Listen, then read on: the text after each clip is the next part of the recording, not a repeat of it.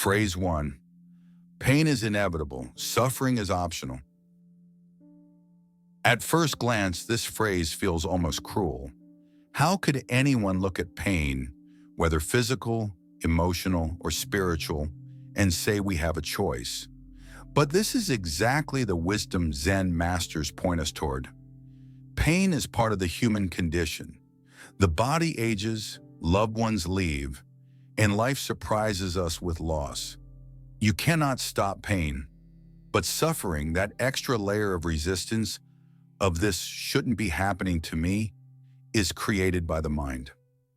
Think of it like this. A thorn pricks your foot.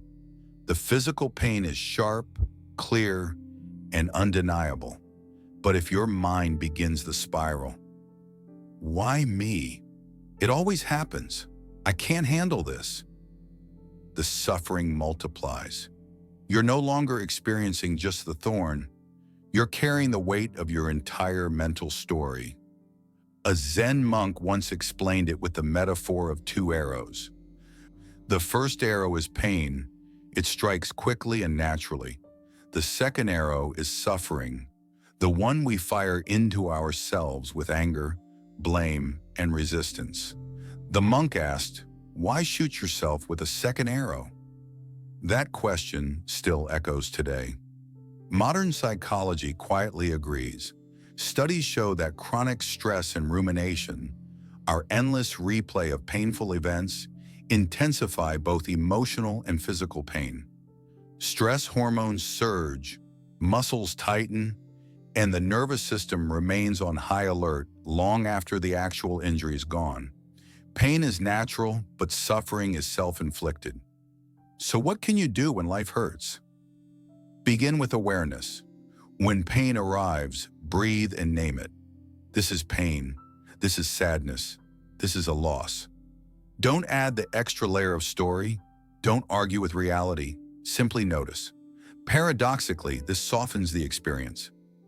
The body relaxes, the mind steadies. Pain remains, but the suffering begins to dissolve. Here is a micro practice you can try tonight.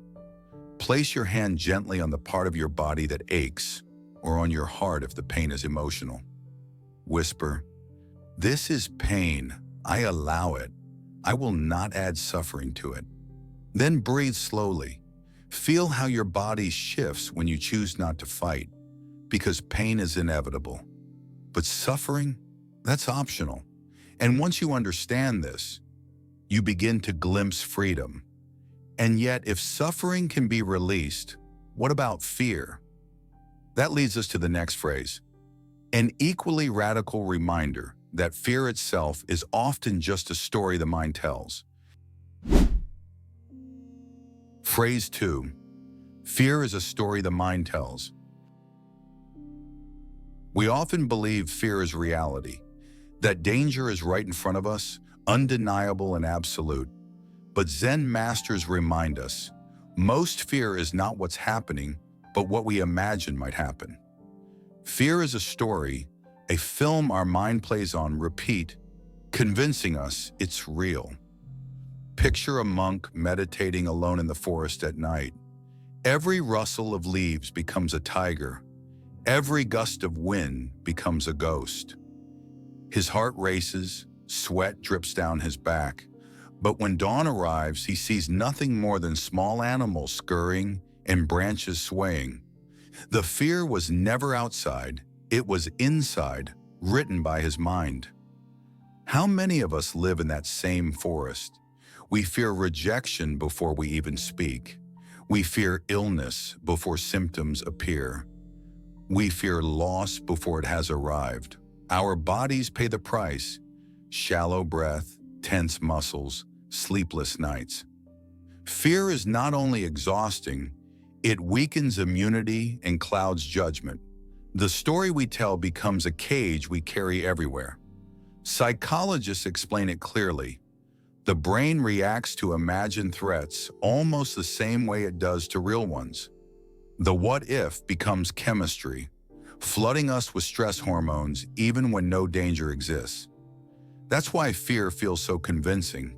It hijacks the body. But if fear is a story, then you can question it. Next time fear grips you, pause and ask, is this happening now, or is this just my mind story? That single question breaks the spell. You step out of the movie and back into the present. Here is a micro practice. Place your feet firmly on the ground. Take one deep breath. Say quietly, this is just a story. I am here now. Notice how quickly the body softens when you no longer believe every word fear whispers. Zen masters teach, the mind is a storyteller. It can tell horror stories or love stories. Which one you live in depends on what you believe. And when fear fades, something unexpected rises to take its place. Gratitude. Which leads us to the next healing phrase, one that transforms emptiness into abundance. Phrase 3. A grateful heart is a healed heart. The Zen masters often remind us that gratitude is not a reaction. It is a choice, a way of seeing. A hungry monk once lifted his bowl of plain rice and said, "Within this bowl are clouds, rain, the hands of farmers, and the warmth of the sun. How can I not bow in thanks?"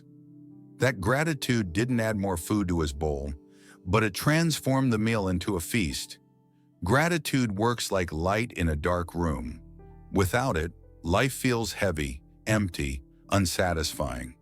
With it, even the smallest things, a sip of water, a breeze through the window, the sound of birds at dawn, become medicine for the soul. When you learn to see through the lens of thankfulness, you stop measuring what is missing and begin to treasure what is here. And in that moment, healing begins. Not because the outside world changes, but because your inner world softens. Imagine waking each morning and saying, "Thank you for this breath." The breath you barely notice is the very bridge keeping you alive. Or whispering before sleep, "Thank you for this body that carried me today. Even with its aches, it has not abandoned you. It has been faithful since birth." Gratitude turns complaint into reverence, and reverence turns suffering into strength.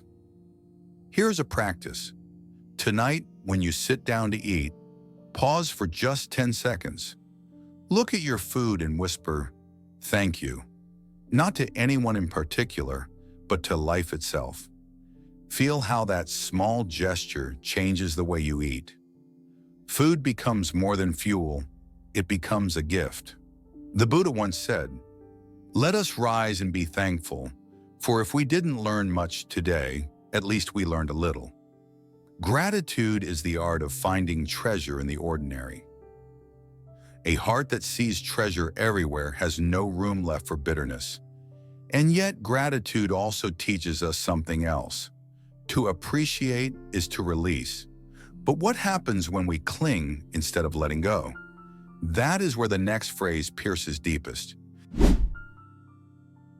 Phrase 4. Let go or be dragged. Few phrases strike the heart as sharply as this one. The Zen masters never soften the truth. Holding on hurts more than letting go. When we cling to past mistakes, to broken relationships, to the dream of a different life, we believe we are protecting ourselves. But in reality, we are being dragged across the ground of suffering, torn by every sharp stone along the way. A monk once compared attachment to grabbing a burning rope. At first, you hold tighter, thinking it will save you. But the longer you grip, the deeper the rope scorches your skin. Only when you release it does the pain stop. Yet most of us keep clutching the fire of resentment, regret, or longing, telling ourselves we cannot survive without it. Think of your own life. How many nights have you lost to replaying an argument, to wishing you had chosen differently, to grieving a door that will not reopen?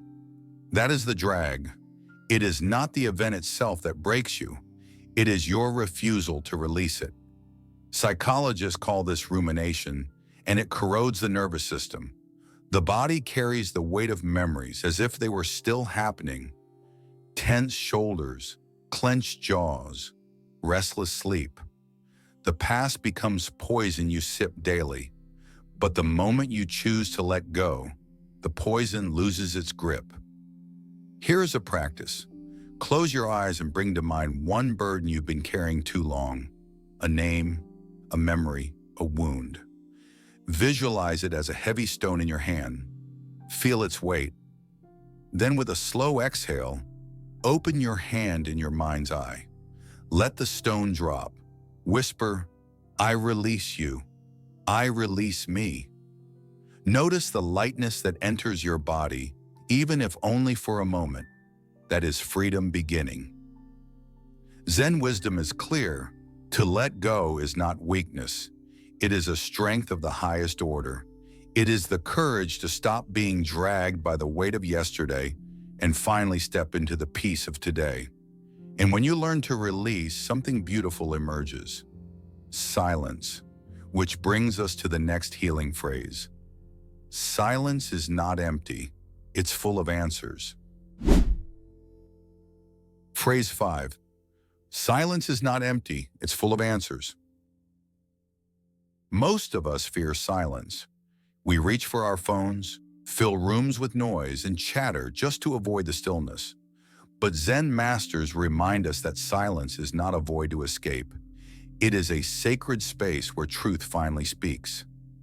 A story is told of a hermit who spent years in the mountains. Visitors asked him, "Why live so far from the world?" He answered, "Because the forest does not lie. In silence, the heart tells me what words never can." For him, silence was not absence. It was presence. Each rustle of wind, each falling leaf, revealed teachings deeper than any book. When you sit in silence, you discover that the mind storms begin to settle. Thoughts that once roared like thunder lose their power, and what remains is a clarity you did not create but uncovered. Silence becomes a mirror, showing you who you really are beneath fear, anger, or confusion. Try this. Tonight, before you sleep, turn off every light and sound. Sit with your breath for just 2 minutes. At first, it may feel uncomfortable, like facing an empty room. But if you stay, you'll notice the subtle life within silence, the rhythm of your breath, the quiet beat of your heart, the gentle rising and falling of your body. These are not small things. They are the reminders that life itself is still here, still supporting you. Zen masters say, when the mouth is silent, the heart begins to speak. And often the answers we seek about love, about peace, about purpose, arrive not when we shout for them, but when we become still enough to listen. Silence is not a desert. It is a garden where healing begins to bloom. Phrase 6. This moment is enough. How often do we live as if life will truly begin tomorrow? We tell ourselves that peace will come once the debts are paid, once the children are grown, once the body is stronger, once the world is kinder. And yet, when tomorrow arrives, we move the finish line again. We live in an endless chase, never arriving, always waiting. Zen masters cut through this illusion with a simple reminder. This moment is already enough. Not the one you hope for, not the one you regret, but this very breath, this very heartbeat, this very silence surrounding you now. When you lean into it, you discover that nothing is missing. The taste of tea on your tongue, the sound of rain against the window, the warmth of your own skin, these are not fragments. They are wholeness disguised as ordinary life. A monk once told his disciples, "Do not seek paradise elsewhere. If you cannot find it in the way you breathe and the way you walk, you will not find it even among the gods." His words remind us that fulfillment is never far away. It is woven into each step, each sip, each glance we allow ourselves to truly notice. The tragedy is that most people overlook it. They rush past their own lives like travelers staring at a map but never looking out the window. They keep waiting for something greater, blind to the quiet miracle already unfolding. But for the one who stops, who bows to the present as it is, a secret opens. Enough was always here. Enough was never lost. To live with the faith that this moment is enough is not resignation. It is liberation. It is the freedom to rest inside life as it is without demanding it be different. And in that resting, a gentle kind of healing takes root, deeper than striving could ever bring. Phrase 7. You are not growing old, you are ripening. The world often speaks of aging as decline. Skin loosens, hair whitens, steps slow. Yet in Zen, the image is different. Life is compared to a fruit upon a branch. When it is young, it is firm, green, unfinished. As time passes, the fruit softens, sweetens, and deepens. It does not become less, it becomes more. To ripen is not to lose value, but to reveal the richness hidden inside. A story is told of a 90-year-old monk who still swept the temple courtyard each dawn. A visitor asked, "Why continue this work at your age? Shouldn't you rest?" The monk smiled and said, "Each leaf I sweep is my youth returning in another form." His answer was not about denial. It was about seeing maturity as transformation, not decay. When we see aging through this lens, wrinkles become the written poems of time, and trembling hands are simply the echo of all they have held. The body may slow, but the spirit ripens into something softer, wiser, more fragrant than before. This ripening is a gift to others as well. Just as a ripe fruit nourishes those who taste it, an elder's presence nourishes those who sit close and listen. To ripen means to release the hardness of pride, the sharpness of impatience, the bitterness of regret. What remains is gentleness. And gentleness is medicine, not only for the one who carries it, but for all who encounter it. So when you feel the weight of years pressing on your shoulders, remember, you are not growing old in the way the world fears. You are ripening in the way nature celebrates. The light of the setting sun is no less beautiful than the morning dawn.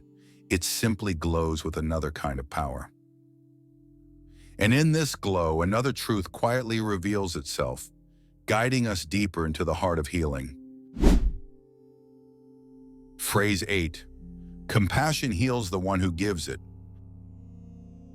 Compassion is often spoken of as something we extend outward, a hand to the weary, food to the hungry, comfort to the grieving.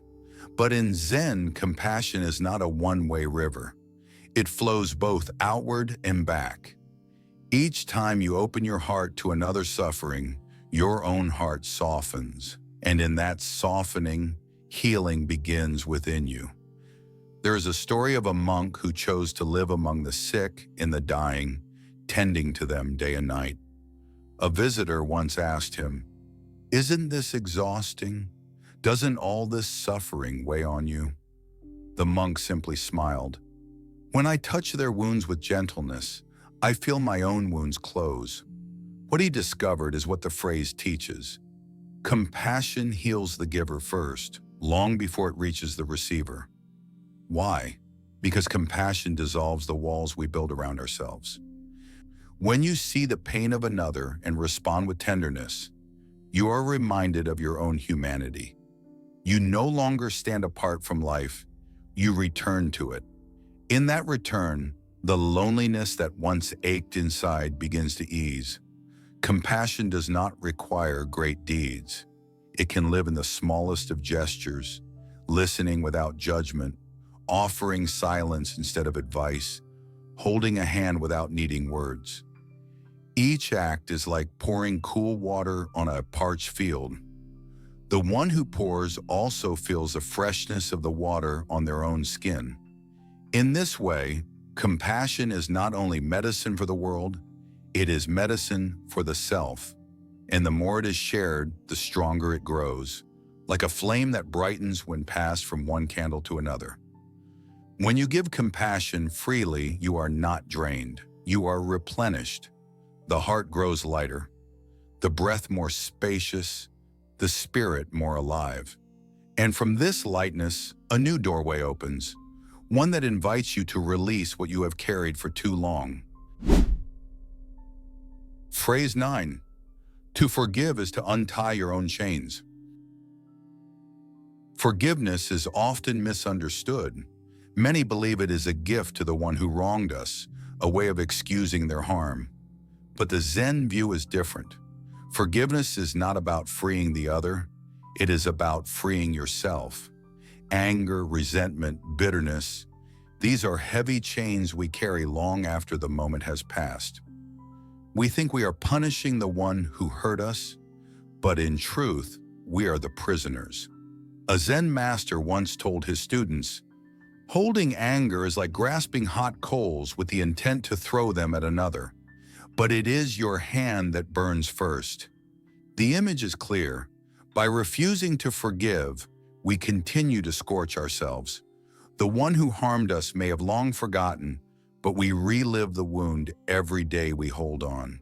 There was a monk who, after years of conflict, finally forgave the man who betrayed him. When asked how he could let go so easily, the monk replied, "I realized I had been walking with a heavy stone on my back. The day I forgave him, I'd set the stone down. I was never carrying him. I was carrying my own burden." Forgiveness, then, is the act of untying these chains. It is not about saying the harm was acceptable. It is about choosing not to be bound by it any longer. The moment you forgive, the weight drops and you step forward lighter, freer, able to breathe again. And in that freedom, something long hidden begins to emerge, a joy that was always waiting beneath the ashes of anger. Phrase 10. Joy is the natural state of the mind. Beneath the noise of worry, beneath the weight of regret, beneath the endless chase for more, there is a quiet stream that never runs dry. Zen masters remind us that this stream is joy, not the fleeting thrill of pleasure, not the high of achievement, but a gentle radiance that exists simply because we are alive. A monk once compared it to the sky. Clouds of sorrow, storms of anger, winds of fear may come and go, but the sky itself is untouched, vast, open, clear. In the same way, joy is the sky of the mind. It does not need to be created, only remembered. When we forget, we mistake the clouds for the whole sky. When we remember, we see that the blue has been there all along. Think of children playing. Their laughter rises not because they own much or know much, but because they are present. They have not yet learned to bury joy beneath layers of not enough. The Zen teaching is that this childlike light never leaves, it only becomes hidden. And when we allow ourselves to rest, to release, to see clearly, it returns with the ease of breath. One elder master, when asked about the meaning of enlightenment, smiled and said, "It is nothing special, just being at ease, drinking tea, and smiling at the sun." His answer was not trivial, it was profound. Joy does not live in grand moments. It lives in simplicity, in presence, in the mind unburdened. To realize that joy is our natural state is to stop searching outside. It is to bow gently to what is already within. And in that bow, healing ripens into peace. From here, the circle of wisdom closes, and the teachings return us to where they began, with the heart remembering its own true nature. The 10 phrases we have walked through are not just words, they are medicine. They are lanterns left by Zen masters to light the path of those who stumble in darkness. Pain, fear, aging, anger, regret. These are not the end of your story. They are doors. And each phrase is a key, reminding you that peace is not lost, only forgotten. Your body may ache, your heart may feel heavy, but remember, healing is closer than you think. It begins with a pause, with a breath, with a single thought gently shifted. You don't need to change the world outside. You need only to remember the wisdom already inside. So let me ask you, which phrase touched your heart most deeply today? Which one will you carry into your evening, whispering to yourself like a friend who never leaves? Share it below in the comments, so others may feel your light and join you on this journey. If this message stirred something in you, pass it on. Healing ripples outward, and may you carry this blessing. May your mind be gentle, your body at ease, and your days filled with the quiet joy of a heart at peace.